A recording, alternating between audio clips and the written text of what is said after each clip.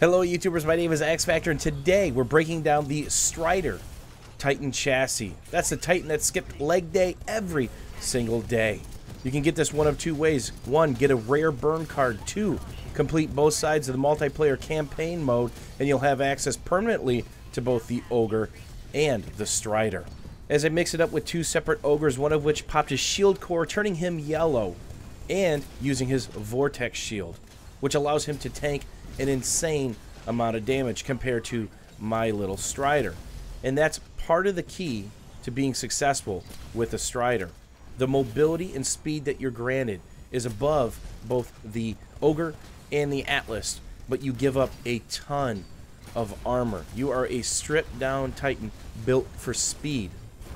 So if you get in a 1v1 situation, you're boxed in, you're not strafing, you're not using cover, you're going to get absolutely destroyed extremely quickly, because it's all about keeping your body shield up. That thin top line above the thick blue line is my body shield. If I wait a couple seconds and don't take damage, that'll recharge. But with the Stryder, there's not a lot there, and there's also not a lot of health. Once you get stripped down, you are in trouble and will die quickly. Let's talk about the heart and the strength of the Stryder, which is located underneath the crosshair of the arc cannon that I'm using. It's the sprint bars. There's actually 3 of them. As you see them quickly recharging, you can use them in a quick succession, but they take 3 seconds per bar to recharge. Compare that to the Ogre, which has 1 sprint bar and takes a full 5 seconds.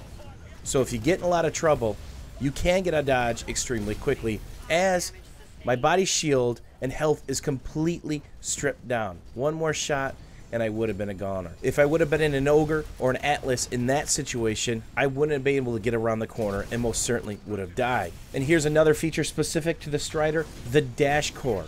Unlimited sprint ability, no matter what you want to do, for 10 seconds.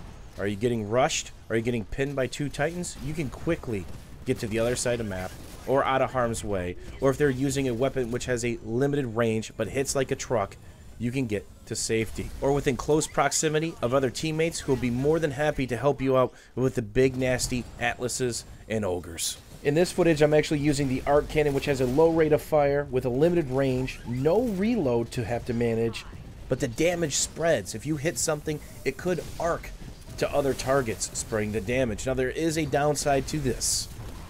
To get max damage, you have to let it charge, as you see me doing it underneath the crosshair. The bad news is, when it gets full, it's going to deploy no matter what. You can't hold the charge. So, I typically try to charge it up behind a wall, peek out, take a shot, or sprint out and take a shot, get back to cover, or strafe back another layer. Partnered with the cluster missile, which on impact does a ton of damage, and deploys a shower of secondary missiles, which do a lot of damage if you sit there. It's an area of effect missile. It can wreak havoc not just on Titans, but pilots if they're standing still or in a pillbox of some sort. I'm using electric smoke right now, but I've changed to Vortex Shield. The Vortex Shield is extremely handy when trying to soak up a little damage or send it back to either a Titan or a pilot. Several times so far, I've had a pilot shoot a anti-Titan rocket. I've caught him and then sent them right back to their face. And thanks to the warning system, you have a heads up to what direction it's coming from, so you can quickly turn, activate, and shoot it right back out. Of course, you can outfit your Stryder chassis any way you see fit, but this is really built for hit and run tactics. It doesn't have the armor to go 1v1 with Ogres and Atlases. Whenever I try to peek a corner and my cluster missile's up, I try to arc and cluster at the same time, hopefully with a full charge on the arc cannon. That's usually enough to strip off all their body armor. And once you get to the health, that's the key to any Titan fight. Don't let their body armor recharge. If you can hit them with a little bit of damage, no matter what primary you're using, keep picking at them. Because once that body armor gets back up, you got to work it all the way down again.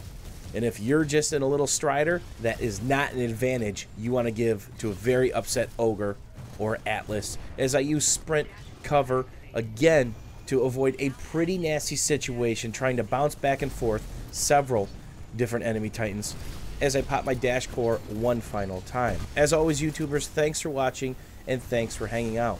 What do you guys think of the Stryder chassis? What chassis do you use the most? And what's your go-to layout for the Stryder?